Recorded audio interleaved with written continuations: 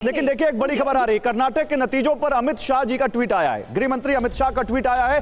कर्नाटक की जनता का हृदय से आभार, यह कहा है अमित शाह ने। कर्नाटक की जनता के लिए काम करते रहेंगे, ये अमित शाह ने ट्वीट किया है। उन्होंने कहा कर्नाटक की जनता का हृदय से आभार।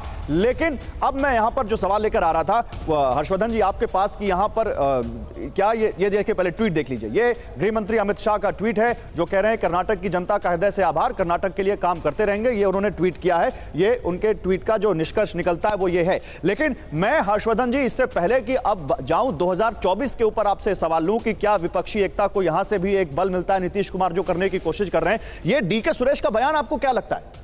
नहीं, मैं बार बार ये बात कह रहा हूं और अलका जी इसको स्वीकार नहीं करेंगी, प्रवक्ता हैं, उनको करना भी नहीं चाहिए। लेकिन सचमुच मुझे लगता है कि कांग्रेस पार्टी के लिए बड़ा संकट है। देखिए कमलनाथ जी बोल रहे हैं, बयान अशोक गहलोत जी का आएगा। कमाल की बात, ये लोग खुद मुश्किल पैदा करने वाले लोग हैं कांग्रेस के लिए।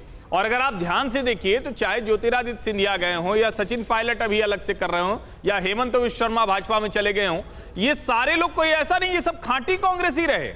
और उसके बावजूद इनको, जिसको कहते हैं ना कि शीर्ष नेतृत्व तो नहीं संभाल पाया, इसी संदेश के साथ हो गए।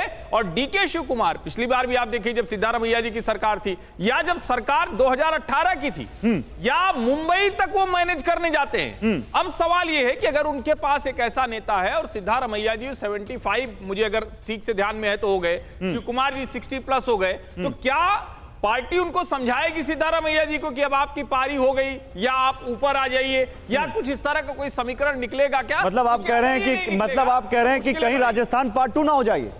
नहीं, निश्चित तौर पर मैं तो, अगर डीके शिव कुमार मुख्यमंत्री नहीं बनते हैं तो कर्नाटक में असम हो सकता है, ये आशंका बिल्कुल बने। आपने बहुत बड़ी बात कह दी, कर्नाटक में असम हो सकता है। और क्या इसके लिए बीजेपी तैयार है? प्रेम शुक्ला जी, असम में क्या खेल हुआ और असम में आज क्या बीजेपी का स्ट्रांग होल्ड है, हम सब जान रहे हैं। क्या बीजेपी कर्नाटक के लिए भी कुछ ऐसा ही कुछ समझ रही है, कुछ होता देख रही है, कुछ उम्मीद अभी भी बची है क्या बीजेपी के लिए? भारतीय जनता पार्टी सिर्फ जनता का आभार मानती है और नए सरकार से जन आकांक्षाओं की पूर्ति की अपेक्षा रखती है। हम इससे अधिक की राजनीति में और विशेष करके परिवारवाद के कीचड़ में कूदने में हमारी कोई रुचि नहीं है। नहीं तो आगे अब यहां से क्या 2024 में चैलेंज मानते हैं विपक्षी एकता को? अब यहां पर आप मानते हैं कि बल मिलेगा?